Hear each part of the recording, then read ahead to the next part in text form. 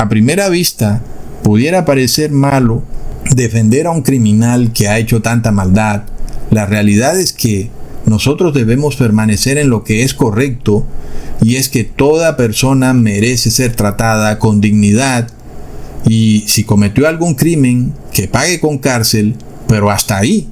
No es necesario torturarlo, no es necesario matarlo, ni llamarlo cucaracha ni serpiente. El problema, hermanos, cuando se deshumaniza a un grupo de individuos, es que lo que sigue es el genocidio, ¿verdad? Y básicamente esto es lo que estamos viendo hoy en día en Centro y Suramérica, de cómo los mismos conceptos usados en Ruanda empiezan a ser usados en nuestras naciones. Y estamos viendo precisamente este lenguaje. Y ahora se usan frases despectivas para deshumanizar al bando opuesto. Inclusive estamos viendo que se habla del partido de izquierda como serpientes, alimañas, ¿verdad? Y es precisamente un método de hipnosis que es introducido en el inconsciente de la multitud, que es llevada a pensar que efectivamente el otro bando no son personas pensantes, sino que son cierto tipo de estúpidos, alimañas, que no tienen idea de nada. Plop. Y es que uno de los métodos que también se usó para crear el ambiente del genocidio en Ruanda fue precisamente este concepto de que todas las personas salieran a hacer lo mismo a la misma hora, en el mismo día. Algo así como un trabajo comunitario nacional en pro del bien común, y quienes no participaban de ese trabajo comunitario entonces eran vistos como enemigos de la nación. ¿Verdad, hermanos? Ahí es donde viene el problema. Por ejemplo, en aquellas épocas, quienes no participaban de los trabajos comunitarios eran los Tutsis. Entonces, los Hutus tenían aún más pretextos para ver a los Tutsis como personas enemigas de la nación. Porque este trabajo comunitario lo que hace es aglutinar a las personas en torno a ideas nacionalistas. Mi ciudad limpia y bella, sin basura. Y ahí vemos un nacionalismo o un regionalismo. Y quienes luego no salen a ser parte de la actividad de embellecer a la ciudad o a la nación son vistos como el enemigo común. En esa época de 1994 eran los Tutsis. Ahora dime esto. ¿Quiénes son los que no están haciendo hoy en día parte del trabajo comunitario en Uganda? Porque ahora los noticieros de Uganda están felices, porque tanto Hutus y Tutsis salen juntos a limpiar y barrer las calles de la ciudad. Pero hay un grupo que no sale, ¿verdad, hermanos?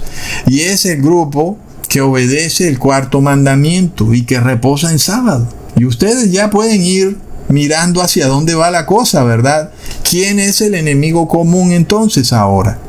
Ya no son los Tutsis, ahora son los que reposan en sábado. De repente, ¿quiénes son las nuevas cucarachas, las nuevas serpientes, ¿verdad? Los que no están embelleciendo la nación, los que no hacen parte de la actividad del grupo, son los que reposan en sábado. Es de locos, hermanos. Y nosotros podemos ver que muy seguramente esto continuará, y es algo que además se va a desplegar por el mundo entero. Será algo global, en donde se pase un decreto donde todos tenemos que salir a las calles en sábado a hacer algo por nuestra nación. Es algo de lo que ya hemos hablado porque lo sabíamos y sabemos que esto iba a pasar, porque sabemos que el intento es obligarnos a despojarnos de nuestra estructura moral, porque mientras tengamos estructura moral no podemos ser alienados a la multitud, de manera de que el demonio sabe esto perfectamente.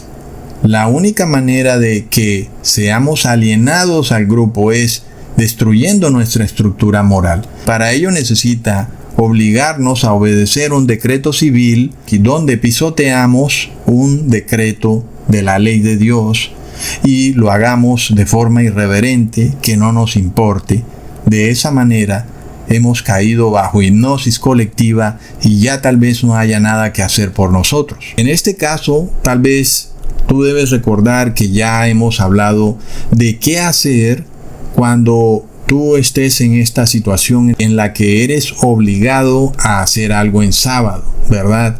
Ya hemos hablado de qué sí puedes hacer que sea visto por el poder civil como un trabajo, ¿verdad? Y que de esa forma parezca que tú estás violando el sábado, pero no lo estás violando. Ya hemos hablado de estas cosas y en algún video, si lo recuerdan, por ahí está, donde explicamos, por ejemplo, que ayudar a una persona en términos de salud, cualquier sea la ayuda que hagamos para mejorar la salud de esa persona, no está violando el sábado, y de esa manera podemos librarnos de uno de estos decretos draconianos donde se nos induce a pisotear el sábado. Ahí vemos la gravedad del asunto, porque la realidad es que es como si nos tiraran una piedra a nuestra estructura moral con el objetivo de que nos convirtamos en ese individuo que, al no tener estructura moral, necesita unificarse con la multitud buscando una estructura moral externa, y como a la final eso no es posible, ese individuo terminará hipnotizado y siendo parte del grupo sin que ya jamás pueda librarse de él. Entonces ahí vemos, hermanos, qué es lo que está pasando.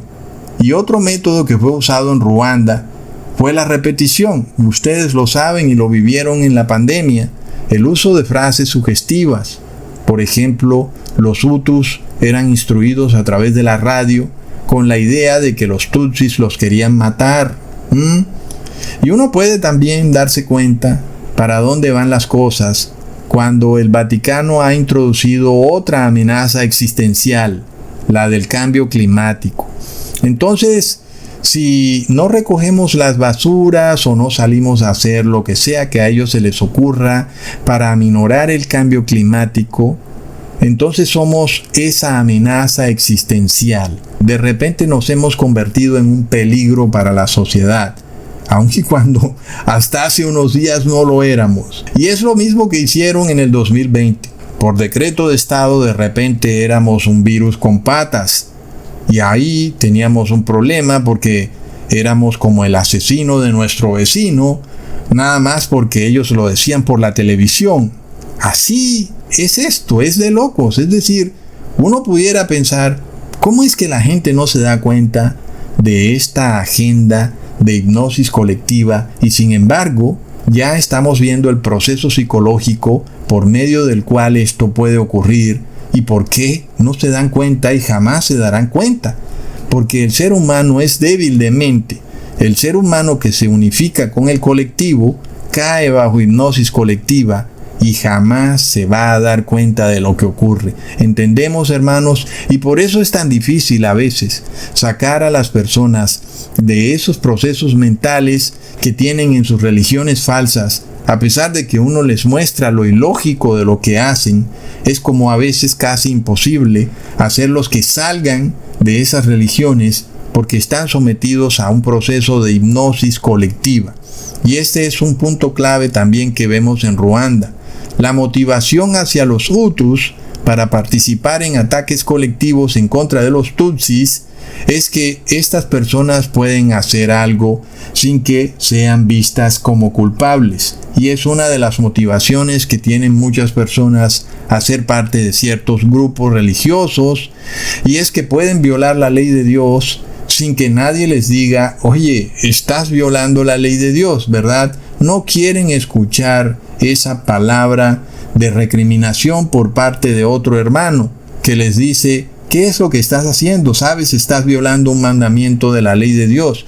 Pues es lo mismo que ocurre ya cuando estos movimientos multitudinarios se van enloqueciendo frenéticamente y van al punto de cometer un genocidio, y lo hacen porque las personas ahora pueden matar a otro ser humano sin que sean declaradas culpables de asesinato. Y es algo que también empezamos a ver en las calles de las naciones de Sudamérica, y es que toman a un criminal y lo azotan a punta de patadas y tal vez en algunos casos muere. Y de nuevo, a primera vista cualquiera diría, sí, qué bueno que a estos criminales les den su merecido, ¿verdad, hermanos? Pero ya vemos que son procesos que son como una bola de nieve. El problema es que las personas se acostumbran a ejecutar actos violentos de forma masiva. Un buen día eso se va a salir de madre.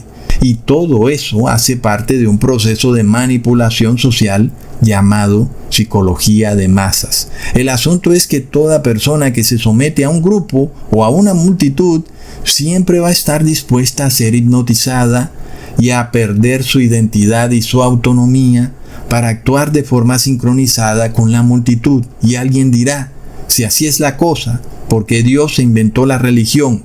Si las religiones están todas sometidas a la psicología de masas, pues el desenlace obvio, por deducción lógica y de lo que ya hemos aprendido, es que siempre va a ocurrir algo malo, porque las multitudes siempre van a actuar inmoralmente. Y si ese va a ser el desenlace final, entonces más bien fue Dios quien se equivocó al crear la religión. Pues la respuesta es no, hermanos. La respuesta es que Dios nunca instituyó, ni en la Torá, ni en la Tanaj, lo que nosotros hoy conocemos como cristianismo o inclusive como judaísmo. Es decir, Dios nunca instituyó actos repetitivos a través del uso de imágenes, de símbolos, de frases sugestivas usadas por un líder, ¿verdad? Que es el sacerdote o el pastor. Porque sí, hermanos, hay que entender que siempre debe haber un líder en una reunión.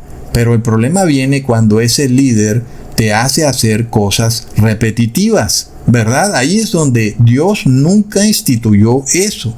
De hecho, Jesús claramente rechaza las oraciones repetitivas.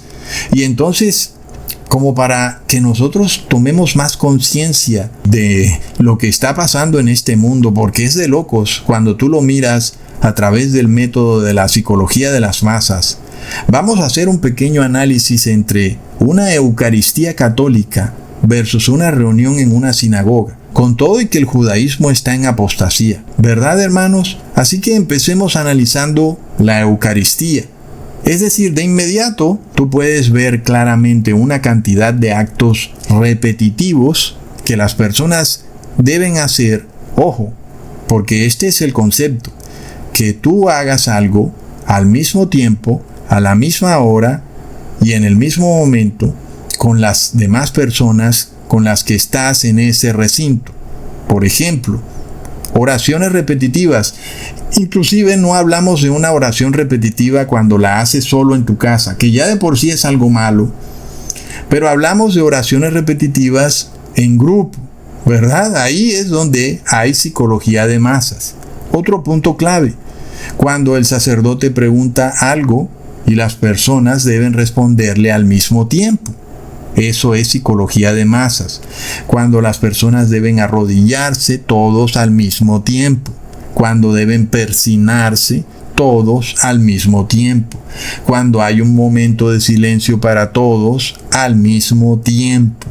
Hermanos, es decir, la Eucaristía es en sí misma uno de los procesos de hipnosis colectiva más impresionantes que podamos ver. Es decir, es de locos.